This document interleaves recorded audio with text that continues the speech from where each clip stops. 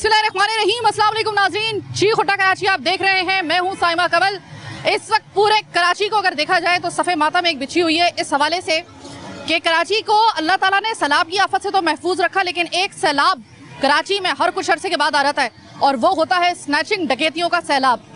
Police इस हवाले से इजलास पे इजलास करती रहती है और ऐसी बात नहीं है, पुलिस ने बहुत सी ऐसी कार्रवाइयाँ भी की हैं, लेकिन दूररस नताइज नामुमकिन नजर आते हैं। माजरत के साथ, मैं कौन सा ऐसा इलाका है कि जहां पर मैं ये प्रोग्राम करने के लिए गई हूँ। आप तो 1 घंटे का प्रोग्राम देखते हैं, इसकी रैकी के लिए हमें कई इलाकों में जाना पड़ता है।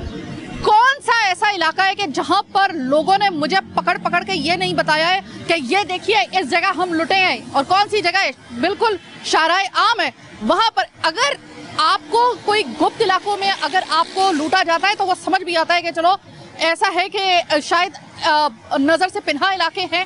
इस तरह से आज आपको दिखाएंगे प्रोग्राम में हम लोग कि किस तरीके से लोगों ने अब एक डर और खौफ के साए तले ज़िंदगी गुजारते गुजारते उन्होंने क्या अपने लिए प्रिकॉशन लेना शुरू किए हैं, लेकिन इसके बावजूद वो प्रिकॉशन किसी काम नहीं आ रहे। फिल वक्त तो मैं मेरे भाई जो हैं वो अपनी फैमिली के साथ बाहर निकले हुए हैं, मैं ज़रा इनसे मालूम कर लेती हूँ। अस्सलाम वालेकुम। वालेकुम सलाम। भाई, मैं इस वक्त लियाकताबाद में खड़ी हुई हूँ और ये वो ठेला है जहाँ पर कुछ दिन पहले जो है वो एक मर्डर हो चुका है, स्नैचिंग के उसमें जवान आदमी का कत्ल हो चुका है, माँ बाप उसके रुल गए हैं।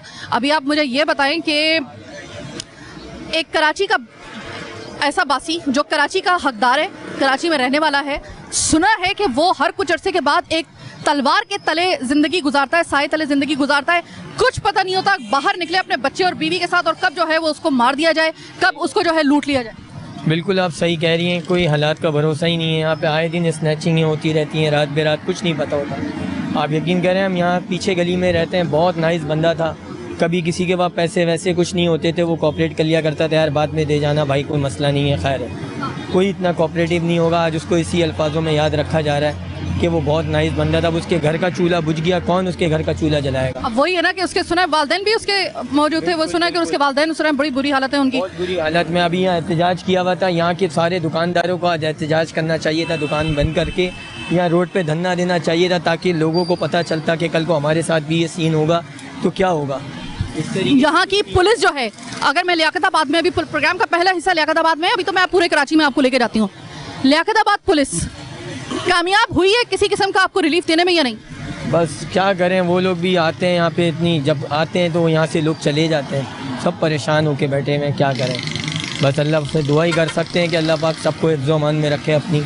बस कानून का किरदार आपको कैसा नजर आ रहा है, चाहे वो पुलिस हो या चाहे कानून नाफिज करने वाले इदारे कोई भी हो, कैसा नजर आ रहा है? सब अपनी वर्किंग कर रहे हैं लेकिन कोई कुछ नहीं कर रहा। आप देखें अंदर की गलियां वगैरह बारिशों में कितने ख़राब हुए हैं, रोड बरोड सब परेशान हुए हैं। लियाकताबाद की सारी गलियां पैक हुई हैं, आप देखें अंदर जाएं, आप झंडा चौक नहीं जा सकती। यहाँ कितने मशहूर अमजद साहब ही रहते थे, उनकी गली तक आप नहीं जा सकती, पूरा रोड गंदे पानी से ब्लॉक हुआ हुआ है। सच सच बताएं, बीवी बच्चों के साथ आप निकले हुए हैं बाहर, अभी गुलिस्तान जौहर में वाक़या हुआ है रिसेंटली, जहाँ पे बीवी और बच्चों के सामने जो था वो डकैती पर, मुज़ाहमत पर, एक इतना पढ़ा लिखा वो शख्स था जिसका गुलिस्तान जौहर में रारो बेकरी के सामने जिसका जो मर्डर हुआ है, इतना पढ़ा लिखा वो आदमी था और वो पाकिस्तान आया था बेचारा। पाकिस्तान उसको क्या, उसको लगता है कि बेचारे को मौत ही लेकर आई थी। इतना पढ़ा लिखा, इतना काबिल आदमी, और वो सिर्फ डकैतों ने चंद हज़ार रुपए के एक मोबाइल के लिए उसको जो था वो अपनी बीवी बच्चों के सामने बच्चों के सर जहन पे क्या असर होगा, मैं ये समझ रही हूँ, समझने से कासिर हूँ कि वो किस तरीके से इस एक दुख के साथ ग्रो करेंगे। आपको थोड़ा सा मुझे एक बात बताइएगा, आप अपनी बेगम के साथ, बेगम तो जाहिर है आपकी वहाँ पे कैमरे के पीछे खड़ी हुई है, बच्चा आपके साथ है, इस वाक़े के बाद खौफ आता है मैं बीवी बच्चों के साथ निकलूँ, खुदा ना खास्ता मेरे साथ भी ऐसा ना हो जाए? बिल्कुल, हम पढ़ के निकलते हैं, अल्लाह के हवाले जान करके निकलते हैं, वही सबको देखने वाला है। बस यही है, सबसे अपने हिफ्ज़-ओ-अमान में जाएं, हिफ्ज़-ओ-अमान में आए, अल्लाह पाक सबको देखे। बस बहुत शुक्रिया, अल्लाह आपको अपनी हिफ्ज़-ओ-अमान में रखे। राहिल, हुआ क्या था एग्जैक्टली ये वाक़या? अच्छा देखिए, क्योंकि एग्जिट तो मैं उस वक्त नहीं था, मगर जब ये वाक़या हुआ उसके बाद यहाँ पे मौजूद ज़रूर था मैं, और पता ये चला कि जो डकैत थे बाइक पे, जो नामालूम मुल्ज़िमान थे, वो पीछे से डकैती की वारदात करते हुए आ रहे थे। आप तो यहीं पे रहते हैं ना? बिल्कुल, आप 2 कदम के फासले पे रहते हैं। बिल्कुल ऊपर ही में रखा। ये बंदा जिसको मर्डर किया गया है, जिसके बारे में आप बता रहे हैं, देखा जाए तो ये अमूमी तौर पे अगर आपसे मालूम करें, कैसा शख्स था, आप जानते हो? अच्छा देखिए कि ये खुश अखलाक इंसान था, जाहिर सी बात है अपनी मेहनत मजदूरी कर रहा है, और एक पंचर बनाने वाला क्या कर सकता है बेचारा, वो अपनी मेहनत मजदूरी कर रहा है, घर का कफील था और इसी तरह से ये पीछे से लूटते हुए पकवान पे से और उसको भी फायर करके ज़ख्मी करके यहाँ पर आ रहे थे और ये रिक्शा में बैठा हुआ था, तो इसके हाथ में कोई अपने औजार थे काम के। तो जैसे ही बाइक इसके पास से गुजरी है वो रिक्शा पे उतर के अपनी इस शॉप पे आने लगा जहाँ जो पीछे नज़र आ रही है, तो आने लगा तो उनको ऐसा लगा कि शायद ये हम पे हमला करने लगा, तो उन्होंने उसके ऊपर फायर किया, 4 फायर किए और उसके बाद वो जानवर ना हो सका और आज भी जो है और ये जो पूरा इलाका है वो अफसुर्दा हुआ है। और जब उसकी नमाज़ जनाजा थी उसके बाद यहाँ पर अफसुर्दा के साथ खौफजदा भी हुआ है। यकीनन जब इस तरह के वाक़यात होते हैं, जब एक वाक़े आप देखते हैं अपनी नज़र से, जो दुकानदार हैं, यकीनन ये जो घर है और ये अफसुर्दा के साथ खौफज़दा भी हैं, लोगों को डर लगता है अपनी जानें किस तरह से महफूज करें, किस तरह से अपने आप को महफूज कर सकते हैं, मगर जो इदारों की ज़िम्मेदारी है वो शायद उस तरह से नहीं हो रही। गफलत का मुजाहरा है, एक आम आदमी को दिन दिहाड़े, ये रोड देखिए कितना चलता हुआ है और यही वक्त होगा तकरीबन 4 बजे के करीब का ये वाक़या है।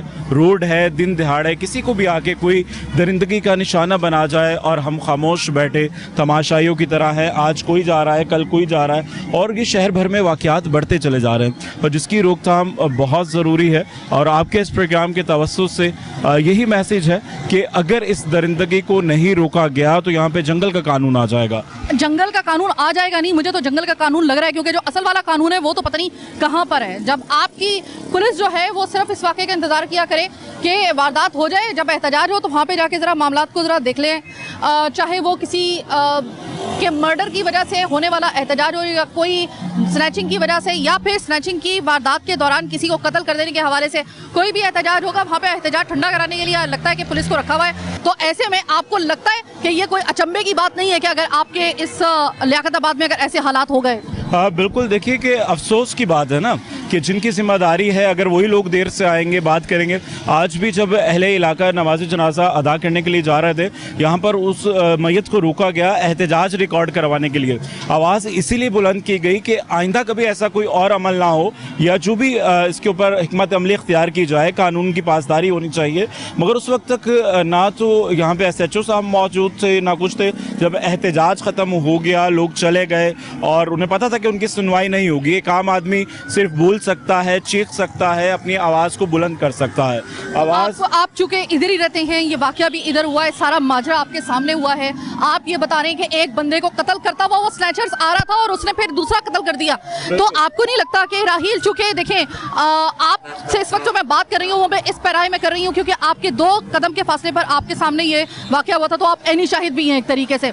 मुझे आप ये बताइएगा कि क्या ये एक अचंभे की बात नहीं है कि जो ये डकैत थे या फिर जो ये स्नैचर्स हैं, अब ये इतने खुले बंदों डकैतियाँ और चोरियाँ कर रहे हैं और इस तरीके से लोगों को मार रहे हैं कि पहले किसी ज़माने में वो मास्क लगा लिया करते थे, इतना लिहाज होता था कि यार अपनी शनाख्त ही छुपा दें। आज वो शनाख्त छुपाए बगैर खुले मुंह ये आ रहे हैं। और देखिए खुलेआम है और आजकल का टेक्नोलॉजी का दौर है, जगह जगह CCTV कैमरे हैं, चीज़ें और बाइक के नंबर से चीज़ें डिटेल्स आ जाती हैं, फिर भी उसके बावजूद गिरफ्त में नहीं आते।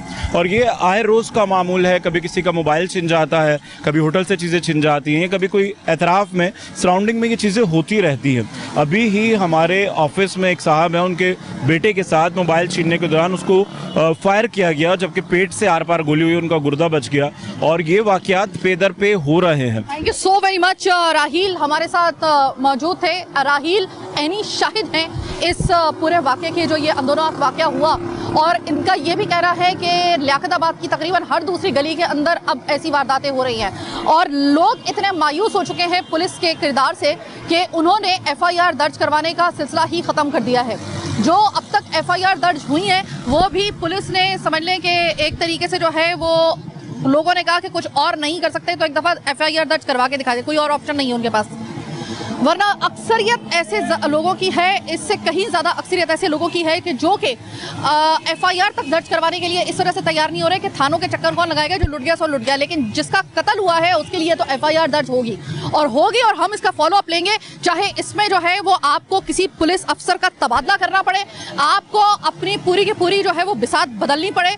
आप इजलास नहीं कीजिए सर, आप इजलास नहीं कीजिए। अगर आपके इजलास का ये नतीजा निकलता है जो अभी तक हमने देखा है, तो ये 0 बटा सन्नाटा का जो इजलास आप करते हैं, मत कीजिए आप। छोटी सी एक ब्रेक का वक्त हुआ है। ब्रेक के बाद प्रोग्राम के जो शो के दूसरे हिस्से में जब मेरी आपसे मुलाकात होगी, तो एक और कहानी मैं आपको जरा दिखाऊंगी इस शहर कायद की, इसी हवाले से। मेरे साथ रहिएगा।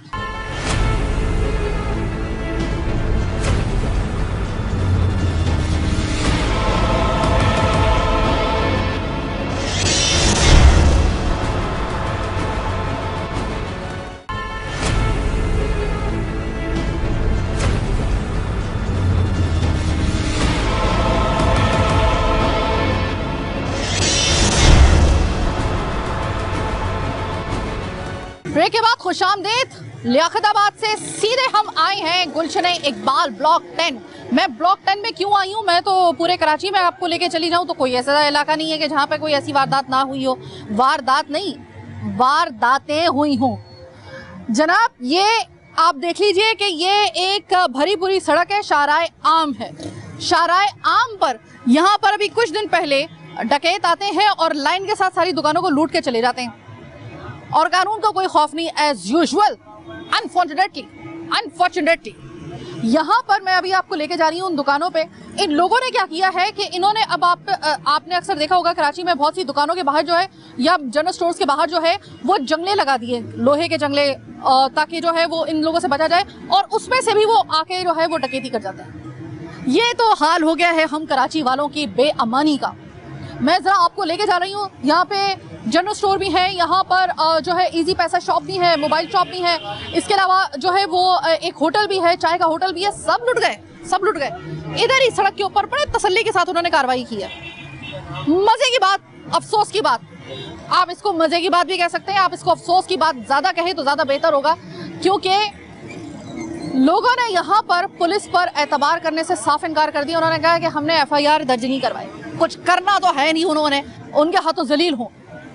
लेके चलते हैं आपको जरा दुकान में भी जरा बात कर लेते हैं। कराची के शहरी कितने अपने आप को महफूज समझ रहे हैं? सुना है कि यहाँ पर इतने दनदनाते हुए आते हैं स्नैचर्स और डकैत कि आप लोगों को उनके खौफ की वजह से दुकानें पहले बंद करनी पड़ती हैं और आपने कारोबार का तकरीबन 20% हिस्सा आपको सेक्रीफाइस करना पड़ता है। हमारे यहाँ पर अभी आप आए ना, इस टाइम पर आप रात को 8:30 9 बजे 10 बजे आए, आपको यहाँ के हालात का पता चल जाएगा। हमारी ये हालत होती है। मेरे पास पहले भी एक दफ़ा डकैती पड़ चुकी है, ठीक है। अब वो उसको हमने पकड़वाया भी, पकड़े भी गए वो, लेकिन वो छूट गए। यहाँ पर तो निज़ाम ही नहीं है ना, कानून का कोई निज़ाम ही नहीं है। अब कानून का जब निज़ाम होगा तो बंदा काम करेगा ना। रात को 8:30 बजे आपका कैमरा भी नहीं बचेगा, आपका ये माइक भी नहीं बचेगा। यहाँ से स्नैच होते हैं, ऐसे भागते हैं कि पता भी नहीं चलता। ये सामने ब्रिज है, ये देख रहे हैं आप, यहाँ पर ब्रिज है और यहाँ से इस तरह लेके जाते हैं कि कुछ पता ही नहीं है। और हमारे यहाँ पे कोई भी दुकानदार तो छोड़ो, शहरी, मेरे यहाँ पर सिम का काम है। डेली बेसिस पे 10 से 12 लोग ऐसे आते हैं सिम डुप्लीकेट निकलवाने के लिए। क्यों आते हैं? मोबाइल गया। मोबाइल जब जाएगा तो बेचारे सिम निकलवाने आएंगे।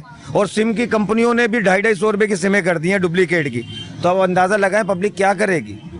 यहाँ पर कोई पूछने वाला नहीं है। आपस की बात बताऊं मैं, वहां से आते हैं लूट के चले जाते हैं, वहां से कहां से आते हैं हमें तो पता भी नहीं चलता। अच्छा, कुछ अंदाजा आपको होता है? क्योंकि माशाल्लाह से अब तो वो इतने बेखौफ हो गए, कानून का तो खौफ उनको रहा नहीं है। पहले किसी जमाने में वो मुंह पे ढाटा बांध के आते थे, अब तो वो खुले मुंह आते हैं, आज देख लो, हमें बिगाड़ सकते हो, कुछ बिगाड़ लो। तो अब जब आपने देखा है उन डकैतों को या चोरों को या जो भी आपने राजन उनको कुछ भी आप कह लें, क्या लगता है आपको कौन सी कौमियत से ताल्लुक रखते हैं? देखें, बात कौमियत की तो आती नहीं है ना। यहाँ पे तो अंधेर नगरी चौपट राज है, ठीक है। यहाँ पे तो जिसका आ रहा है, जो आ रहा है बरमबाजी कर रहा है। आपका बस चलेगा आप चोरी कर लेंगे, मेरा बस चलेगा मैं चोरी कर लूंगा। यहाँ पे तो किसी का पूछने वाला ही नहीं है ना, कोई है ही नहीं। लावारिस है कराची, लावारिस बन चुका है। अभी हालत देखे आप, अपना कैमरा लें, वहां पर हम लोग यहाँ पे टैक्स पेड हैं, हम यहाँ पे टैक्स देते हैं। हमारी हालत देखो यहाँ पे, आपको लगता है ये कराची है? यहाँ पर तो जो आ रहा है रेड मार के जा रहा है। मतलब वो इतने पागल हो चुके हैं, हम बिल्कुल ही पागल हो चुके हैं यार। अब मुझे तो शर्म आती है कि कसम खुदा की मैं अगर पर्सनली कहूँ ना, मुझे शर्म आती है कि हम पाकिस्तानी हैं और हम यहाँ के शहरी हैं। हमें शर्म आती है कि जिसको आए, एक बच्चा आएगा ना आपको बरमबाजी करेगा, खत्म। क्या कर लेंगे आप या हम क्या कर लेंगे? कोई कुछ नहीं कर सकता यहाँ पे। और हमें मजे की बात देखें, हर चीज पे महंगाई अलग है। हमारे मोबाइलों की सेफ्टी नहीं, हमारे कारोबार की सेफ्टी कौन देगा हमें? तो अब जरा थोड़ा सा हम चलते हैं, हम एक और जनरल स्टोर हमारे सामने है और इसी अस्सलाम वालेकुम भाई, ये बताएं कि सुना है यहाँ पर बड़े खुले आम जो है स्नैचिंग वगैरह हो रही है? हर चीज़ का एक सिस्टम होता है और यहाँ पे वारदातों का तो ऐसा सिस्टम है, सामने हो जाती है पता नहीं चलता, हो जाने के बाद पता चलता है कि यहाँ पे वारदात हुई है। इतने तरीके से होती है यहाँ पे, और होती इतनी है कि अभी आप 3-4 राउंड लगाएं आपको पता चल जाएगा यहाँ पे कितनी हसासियत छाई हुई है यहाँ पे। तो एक ऐसा आदमी जिसकी दुकान ही इधर है, मैं आपकी मिसाल ले लेती हूँ, आपके साथियों की मिसाल ले लेती हूँ, अब उसको पता है कि मुझे कल भी इधर ही आके बैठना है। अब आपके साथ ये सुना है कि आप लोगों ने तंग आके वक्त से पहले ही अपनी दुकानें बंद करना शुरू कर दी है, उसका भी कोई फायदा नजर आ नहीं रहा और 20% आपको नुकसान हो रहा है तकरीबन आपके कारोबार का। नुकसान की तो बात ही ना करें, नुकसान तो जितना हम अभी उठा रहे हैं ना उसका तो अंदाजा आप लगा भी नहीं सकती हैं। और बात रही ये टाइम पे बंद करने की, तो टाइम जो है मार्केट का 12 बजे 1 बजे 2 बजे होता है, मुझसे पहले भाग जाते हैं। क्यों? डकैतियाँ होती है, वारदातें होती हैं और प्री प्लान होती हैं, यहाँ पे कोई रोक टोक नहीं है डकैतों को, कोई चीज़ मतलब कि इनको कोई पूछने वाला भी नहीं है यहाँ पर। ये आते हैं, लूटते हैं, चले जाते हैं। हम अगर इनके अगेंस्ट जाते हैं हमें जान का खतरा होता है कि आके कोई गोली ना मार दे, ये चीज़ें होती हैं। सर ये स्नैचिंग वगैरह हो रही है कोई आपको? जी हो रहा है, बिल्कुल हो रहा है, काफी दिन। तो मुझे ये बताइएगा कोई वो जो पुलिस नाम की एक हमारे पास एक इदारा है तो और उनसे मिला वो पुलिस क्या काम करेगा? यहाँ से पकड़ के आगे जाके पैसा लेके छोड़ देते हैं। अच्छा हाँ, पुलिस क्या है? पुलिस भी नहीं है। ये देखो ये रोड है, इधर देखो लगा हुआ, इधर सारे कोई क्या भेज रहा, कोई क्या भेज रहा, कोई पूछने वाला नहीं है। अगर आप किसी को ये बल्दिया वाला भी पकड़ के ले जाते हैं, फिर पैसा लेके फिर छोड़ देते हैं, फिर यही हाल है। हम लोग ऐसा पैदल चलने वालों के लिए रास्ता नहीं है। सुना है कि ये दुकानों वालों की भी हिफाजत नहीं है, जो पैदल जा रहा है यहाँ पर पैदल चलते चलते उसके हाथ से मोबाइल ले लेते हैं और देखते रहते हैं। ले लेते हैं, बिल्कुल ले लेते हैं। कल इधर ये 2 दुकानों को लूट के चला गया 3-4 दिन पहले। अस्सलाम वालेकुम भाई। वालेकुम अस्सलाम। सुना है कि आपकी इस जो छोटी सी आपकी हालांकि बड़ी एक मशहूर यहाँ पर ये बेकरी है और सुना है कि ये महफूज नहीं रह सकी और इसको भी लूट लिया गया। जी मैम, अभी मतलब ये तो होता ही रहता है, मतलब आए दिन का ही है, पहले भी होती रहती हैं वारदात। हमारे पास भी आए थे, इनके पास भी गए थे, मतलब कोई। सच सच बताओ भाई, यहाँ पर कराची में आप जैसे लोगों का कारोबार करना आसान है? इस तरह के आपको पता है कि किसी वक्त भी आप लुट जाएं, ये एहसास आपको कारोबार करने में रखना डालता है? जी बहुत मुश्किल है भाई, बहुत मुश्किल हो गया है, डर रहता है अभी तो, क्योंकि कोई सिक्योरिटी नहीं है मतलब पुलिस की तरफ से भी। पुलिस, ये वारदात हो गई, वारदात होनी नहीं चाहिए थी, पुलिस की कारकर्दगी पे सबसे पहले तो यहीं पे सवाल उठ जाता है। लेकिन जब वारदात हो गई और आप पुलिस के पास गए, पुलिस का रिस्पांस कैसा था? पुलिस का रिस्पांस अभी तक तो कुछ भी नहीं मिला। FIR भी कटवाई थी सब कुछ CPSC से, तो ये कि कोई ऐसा रिजल्ट आया नहीं। मायूस कुन हालात हैं आप कराची वालों के लिए इस बेअमानी में? जी बिल्कुल है, गैर यकीनी सूरत हाल आपको लग रही है? बिल्कुल। अब अगर फर्ज करें, अब आपका तकरीबन कितना नुकसान हुआ? उस वक्त आपके पास कितने पैसे थे और कितना तकरीबन नुकसान हो चुका? हमारा नुकसान फिर कस्टमर को भी नहीं छोड़ते ना, कस्टमर को भी मारते, कस्टमर से भी लेके गए थे। हाँ, इनकी ज़्यादा फिक्र होती है, कंज्यूमर वगैरह खड़े होते हैं, फिर बदतमीजी पे भी आ जाते हैं, मारते भी हैं, ऐसा भी है। खासतौर पे अगर कोई खातून कस्टमर हो तो उसकी टेंशन ज़्यादा होती है। ज़्यादा टेंशन होती है। जी मैं अगर ये मुझे बताएं कि यहाँ पर अगर पुलिस की एक मोबाइल मुसलसल खड़ी हो जाए तो, क्योंकि वारदात यहाँ पे बहुत हो रही है ना इस जगह पर, तो आपको थोड़ा सा रिलीफ मिल जाएगा? जी बिल्कुल मिल जाएगा। और कुछ नहीं कर सकते तो बस इतना ही कर दें, कम से कम यहाँ पर आप आके एक पुलिस की वैन को यहाँ पे मुसलसल बुनियादों पर खड़ा कर दें, खासतौर पे शाम के औकात में। इसलिए क्योंकि अगर आप खड़ा नहीं करेंगे तो इसी तरीके से वारदातें होती रहेंगी।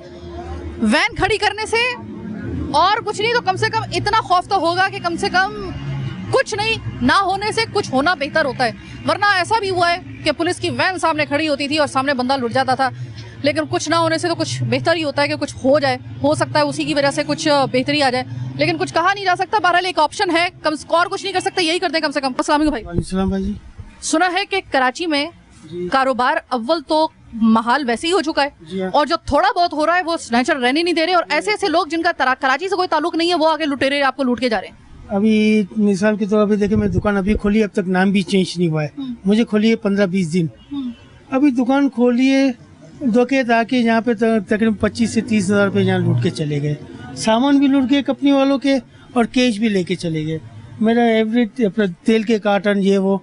अब हम लोग बोले कि अभी जो दुकान जिसने खोली है वो किस तरह से कारोबार कर सकता है। पैसे लूटते थे, अब तो खुले हम सामान भी लूटने लग गए। कोई खौफ नहीं है, कोई डर नहीं है। अब तो ऐसे आते जैसे उनके अब्बा जी का माल है, आओ लूटो ले जाओ। जैसे उन्होंने आपको उधार दिया हो कि ये तो सामान हमारा ही था ना। हमारा ही था, बस आते आप अपना काम करके चले जाते। अब किसको हम कहें, ना इधर से ना पुलिस की कोई गाड़ी निकलती है, ना कोई चौकी है यहाँ पे। हम लोग इतनी परेशान थे। अब नए नए कारोबार करने वाले अब क्या करें, रोड पे जाके हम भी चोरी डकैती करें या हम भीख मांगने शुरू कर दें। मुझे ये बताइए, पुलिस का किरदार मायूस कुन है? मायूस कौन है, बिल्कुल मायूस कौन है, क्योंकि पुलिस का किरदार ही नहीं है यहाँ पे। किरदार हो तो हम बोलेंगे चलो कुछ तो है। मुझे ये बताइएगा कि अब आपको वाकई में ये खौफ हो गया कि कोई पास से अगर आप जा रहे हो और कोई मोटरसाइकिल सवार अगर आपके पास से निकल भी रहा है ना, चाहे वो डकैत ना भी हो, तो आपको खौफ आता बहुत है? डर लगता है, बहुत ज्यादा डर लगता है। वो तो ये देखते भी नहीं है कि भाई ये आदमी लेवे कि नहीं लेवे, पैसे भी लेते साथ में ठोक के भी चले जाते। अब तो डर लगने लगा है। अभी मैं प्रोग्राम के तीसरे हिस्से की तरफ जा रही हूँ और अब मैं आपको एक क़यामत खेज एक और स्टोरी दिखाती हूँ। जरा मेरे साथ रहिएगा।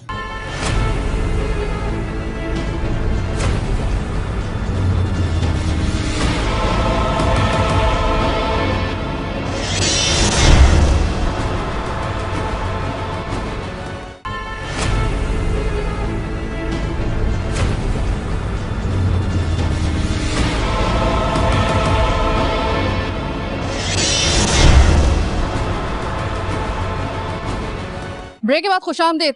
मैं तो लेके जा रही हूँ इस आपको उस माँ से मिलाने के लिए। हौसला मेरे में नहीं है। एक 23 साल के बेटे को खोने वाली उसकी जो माँ है, बीमार माँ, उसकी क्या हालत हो सकती है पहले से आपको बता रही हूँ कि आपका दिल फट जाएगा जिस तरह मेरा दिल फटा है। यहाँ पे मैं जा रही हूँ अंदर और जरा बात कराती हूँ। अब जरा सुन लीजिए कि मैं राई का पहाड़ बना रही हूँ या वाकई में हकीकत ये है। जनाब, मैं बड़ा हौसला करके मैं अंदर आई हूँ। यहाँ पे कुरान ख्वानी हो रही है उस मुजम्मिल के लिए, 23 साल मुजम्मिल के लिए। घर का दरवाजा मेरे सामने खुला हुआ है। घर के दरवाजे से ही पता चल रहा है कि गुर्बत क्या चीज होती है। सफेद पोशी गुर्बत, यानी ये वो लोग हैं कि अब इनको नहीं पता कि एक कमाने वाला वाहिद घर का कफील चला गया, कैसे चलेगा। जो जनाजा उन्होंने उठाया वो तो उठाया, अब जो अगला जनाजा समझ में नहीं आ रहा ना, उन ख्यालात का है जनाजा और उस फिक्र का है कि अब घर का चूल्हा कैसे जलेगा। बच्चा वापस नहीं आ सकता इनका, ये तो माना हुआ। खैर, मैं आपको इसके हवाले से मैं जहां तक हम इस मामले को ऊपर लेके जा सके लेके जाएंगे। लेकिन इस वक्त वो माँ मेरे साथ मौजूद है जिसने अभी अपना वो बच्चा खोया है जो उसके घर का वाहिद कफील था। और मुझे नहीं पता कि ऐसे मौके के ऊपर मैंने अपने प्यारों को खोया है, तो मुझे मालूम है कि इसका दुख क्या होता है कि आपके लिए किसी के भी तसल्ली के अल्फाज बेअसर रहते हैं। इसलिए मैं अपने वो अल्फाज इनके ऊपर जो है वो फॉर्मेलिटी पूरी नहीं करूंगी। आपके साथ जुल्म हुआ है और वो जुल्म ऐसा हुआ है कि वो या तो उसका दुख आप जानती हैं या अल्लाह जानता है, शायद हम भी नहीं जानते। ठीक है ना जी। मुझे सिर्फ आप ये बताएं, अब आप चाहती क्या है? मुजम्मिल वापस नहीं आ सकता, बदले में आपको क्या चाहिए जिससे आपके थोड़ा सा तसल्ली आपको मिल जाए और आपका दुख थोड़ा सा कम हो जाए? हम क्या कर सकते हैं आपके लिए, बताइए। मुझे फैसिलिटी चाहिए, मुझे मकान, क्योंकि मेरा बच्चा कमाने वाला था, सही है, अब वो नहीं रहा तो मेरा सहारा कौन बनेगा? मेरे छोर भी बड़े हो गए हैं, अब वो इतना नहीं कर सकते हैं। मैं चाहती हूँ मेरे लिए कुछ किया जाए, मुझे एक मकान दिया जाए रहने के लिए, ताकि हम मियाँ बीवी तो उसके अंदर रह सके ना, मकान के अंदर। अभी आपको नहीं पता कि आपका किराया अगले महीने का कैसे अदा होगा? ये तो मेरा अल्लाह जानता है मैं किस तरह अदा करूंगी, ये मेरा अल्लाह जानता है। क्यों, जब मेरा कमाने वाला बेटा था वो तो चला गया, होनहार बेटा था मेरा, वो तो चला गया। अब मैं अल्लाह के सहारे बैठी हुई हूँ। अब जो अल्लाह मेरा करेगा वो बेहतर करेगा मेरे लिए। बस मेरा बच्चा मैं वापस तो नहीं आएगा इस दुनिया में, मुझे पता है वापस नहीं आएगा मेरा बच्चा, लेकिन बस अब मैं क्या करूँ, मेरे कुछ समझ में नहीं आ रहा मैं क्या करूँ। मुझे ये बताइए कि आपका बच्चा जिस तरीके से उसको मारा गया है, जुल्म की इंतहाई, क्या आप चाहती हैं कि उसके जो कातिल हैं सिर्फ आपको ये फैसिलिटीज चाहिए या फिर आपको कातिल भी कैफरे किरदार तक चाहिए? मुझे कातिल भी चाहिए, जाहिर बात है, उनका अंजाम उनका अंजाम तक पहुंचाना चाहिए। क्यों, मैं एक माँ हूँ, हो सकता है कल के दूसरी माँ के साथ में ऐसा हो जो मेरे साथ में हो रहा है। वो माँ किस तरह बर्दाश्त करेगी जैसे मैंने बर्दाश्त किया है। आज मेरा तीसरा दिन है, ना मुझे ना खाना अच्छा लग रहा, ना मुझे सोना अच्छा लग रहा। मुझे मेरा बेटा ही मेरी औलाद ही याद चली आ रही है। कौन वापस करेगा मेरी औलाद? कोई वापस नहीं करेगा। अब मैं चाहती हूँ मेरा, जब तक मेरी अल्लाह ने ज़िंदगी दी है, क्यों मैं हर वक्त बीमार रहती हूँ, मेरी दवाइयाँ चलती रहती हैं, कौन करेगा इतना मेरे साथ में? मुझे अब सब मेरा अल्लाह जानता है।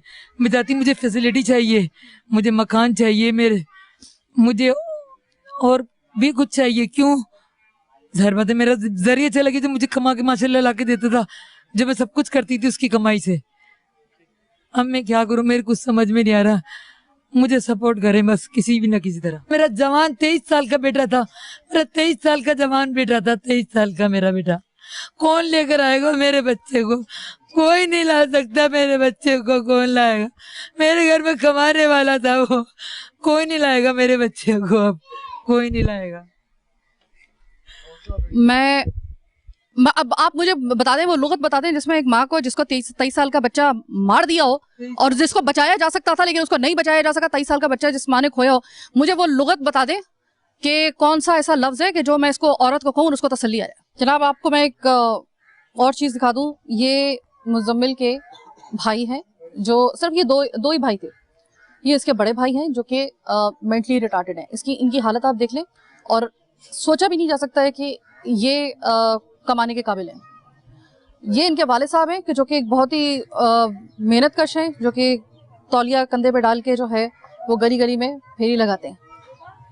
अब आप खुद सोच लीजिए इनके घर के हालात क्या होंगे। पुलिस वाले आ गए, कह रहे हैं इंक्वायरी है, पुलिस इंक्वायरी करनी है, FIR कटवानी है। बराबर वाले कमरे में ले गए मेरे को और वो उसका फिर आधे घंटे तक करते रहे। इंक्वायरी जिसका कोई नतीजा आज तक नहीं निकला है, पुलिस की वो इंक्वायरी जिसका आज तक कभी कोई नतीजा, बड़ी मुश्किल से कोई आटे में नमक के बराबर कोई ऐसे केसेस होंगे जिनका कोई नतीजा निकला होगा। उस इंक्वायरी के लिए आपने स्ट्रेक पे लगा दी उस आदमी की जिंदगी जिसकी आधे घंटे में जान बचाई जा सकती थी। एक एक लम्हा आपके लिए कीमती होता है ऐसी सूरत हाल में। ऐसे में तो सब छोड़ के इंक्वायरी वगैरह साइड पर रखो, इसकी सबसे पहले मरीज की जान बचाओ। ये होना चाहिए, इंसानियत का तकाजा ये होना चाहिए। जिस इंक्वायरी का आज तक टके का भी कोई रिजल्ट नहीं निकला है, आप उस इंक्वायरी के लिए आपने, ये मुझे समझ में नहीं आता ये असूल बना कौन रहा है। मुझे समझ में नहीं आता कि हमारे जहाँ पे कानून बनते हैं वहां पे इस चीज के ऊपर क्यों इस चीज को आवाज उठती है, आवाज सुनाई देती है कि हाँ इसको थोड़ा सा जो है वो थोड़ा सा इसको नोटिस में लाया गया है, और उसके बाद फिर वही रोजाना हर कुछ दिन के बाद किसी ना किसी की जान इसी तरीके से जारी होती है। उसकी मुजम्मिल की जान बचाई जा सकती थी, मैं बार बार कह रही हूँ उसकी जान बचाई जा सकती थी। आपका कानून सोता रह गया, आपका हॉस्पिटल और आपका तिब्बी अमला, आपका वो कानून जिसने ये जो ये कानून बनाया हुआ है, इसने उसकी सही तरीके से जान ले ली। मैं इनके मामू से बात करना चाहूंगी, आपके भांजे के। जब मैं ये प्रोग्राम कर रही थी, क्योंकि मुझे 2 दिन ये प्रोग्राम करते हुए लगे, तो मैंने 2 दिन में जो इसकी तहकीक की है, तो मुझे यकीन करें कि वो लोग जो आपको जिन्होंने मुझे सिर्फ देखा कि मैं वहां पे खड़ी होकर मैं अपना ये प्रोग्राम जो है वो मुरतब कर रही हूँ, मैं अपनी गाड़ी में बैठी हुई थी, गाड़ी में आ के लोगों ने मुझे बताया कि वो इतना अच्छा आदमी था दिल का मुजम्मिल कि किसी को तकलीफ में नहीं देख सकता था, लेकिन उसकी खुद बड़ी तकलीफ की हालत में मौत हुई है। मुझे ये बताइएगा कि आप किसको जिम्मेदार समझते हैं? मैंने माँ से मालूम किया, मैं आपसे भी मालूम करूंगी। डिमांड अब आपकी क्या है, किस तरीके से सबर आ सकता है, मुझे बताइए। अब कहने का मकसद सिर्फ ये है, जब उस गोली लगी थी, वो जब बाहर ऑपरेशन करके बाहर आए, बोल रहे हैं इसकी दिल की नसें और दिमाग की नसें फट गई हैं, ये ख़त्म हो गया। जब फट गई थी दिल की नसें और दिमाग की, काम नहीं कर रहा था, तो उस बच्चे को उसी टाइम पे ही जाना था। ये 6 बजे के टाइम कैसे गया? मतलब कितनी देर तकरीबन वो सरवाइव किया? 3 बजे, 3:15 बजे हम लोग वहां पर लेके पहुंचे हैं उसको, सही है। 6 बजे आके वो बोल रहे हैं कि उसकी दिल की नसें फट गई और दिमाग की वो हो गई। उसी टाइम पे होना था ना, जब नसें फटती तो उसी टाइम पे ही फटती, उसी टाइम पे ही उसको इंतकाल होना था। तो ये 3 घंटे के बाद क्या हुआ है? ये मेरा तो दोस्त था, मैं उसके शादी कचौरी का ठिया लगाता हूँ।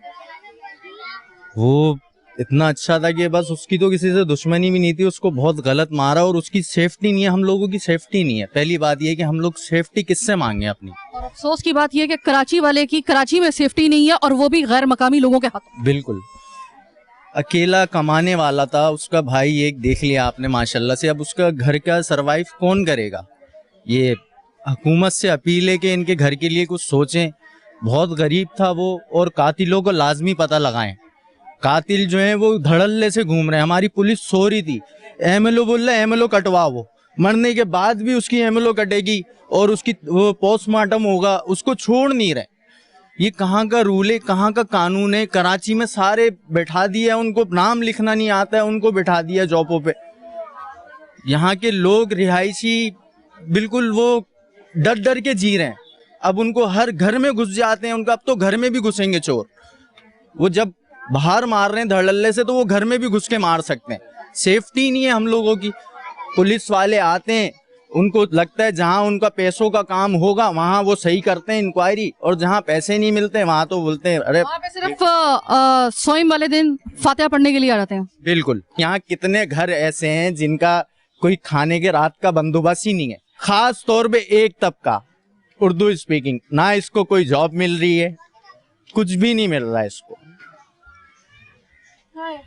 हाय हाय, कहाँ कहाँ बंदा अपना सीना पीटे, कहाँ कहाँ अपना सर पीटे। एक कराची में पैदा हो जाए और अगर गलती से कोई उर्दू बोलने वाला हो तो जुल्म की तो इससे बड़ी क्या मिसाल हो सकती है कि अपने शहर में उर्दू बोलने वाला वो कराची वाला, असल जो कराची का बासी है वो महफूज नहीं है, और वो मारा किनके हाथों जा रहा है? गैर मकामियों के हाथों मारा जा रहा है। और उसकी जो तफ्तीश है वो कौन कर रहे हैं? वो भी गैर मकामी अमूमन कर रहे होते हैं। उसको मतलब इंसाफ कहाँ से मिलेगा? मतलब आपका इस कराची के अंदर कराची वाला होना ही आपका सबसे बड़ा गुनाह ठहरा, ये मैं कहूंगी। आपका किस का आप गिरेबान पकड़ेंगे? आप मुझे बताएं इस कत्ल के ऊपर। और ये जो एक लाइन के साथ जो इस वक्त यहाँ पे वारदातें हो रही हैं, वारदातों में गोलियां चल रही हैं, गोलियों में कराची के शहरी लुटे जा रहे हैं, कराची के शहरी मरे जा रहे हैं, ऐसे जैसे कि कोई, मुझे कह लेने दीजिए, लेट मी से दैट, के जानवर इस तरीके से नहीं कुर्बानियों में मरते जिस तरीके से यहाँ पर खड़े खड़े बीवी बच्चों के सामने उनके घर के मर्द को मार दिया जाता है सिर्फ एक चंद हजार के मोबाइल के लिए। उस शहर में लोग ये कह रहे हैं कि गिरेबान पकड़े तो किसका पकड़े? उसकी जान बचाई जा सकती थी। घर वाले तड़प रहे इस बात के ऊपर कि 3 घंटे हमारा बेटा जिंदा हालत में था, सरवाइव कर सकता था, और 3 घंटे के बाद उसको जो है वो उसकी हमने लाश वहां से उठाई है, और इतनी देर में सिर्फ फॉर्मेलिटीज पूरी की गई है। गजब खुदा का, गजब खुदा का। अभी इनके पास, मैं बार बार कह रही हूं, इस खानदान के पास कोई कफालत का जरिया अब नहीं है। मैं तमाम तर फलाही तंजीमों से जो कि इस वक्त बड़े बड़े बैनर्स लेकर जो हैं वो सैलाब ज़दगान की मदद कर रही हैं, बहुत अच्छी बात है, आप कर रहे हैं, बहुत अच्छी बात है। अपने वालों की भी खबर ले लो भाई, ये जो इधर है ना, इनकी भी जरा खबर ले ले। इनको जहाँ पे आप उनको घर दे रहे, एक छोटा सा घर 2 कमरों का इसी जगह पे लियाकताबाद की किसी गली के अंदर ही आप इनको भी दे सकते हैं।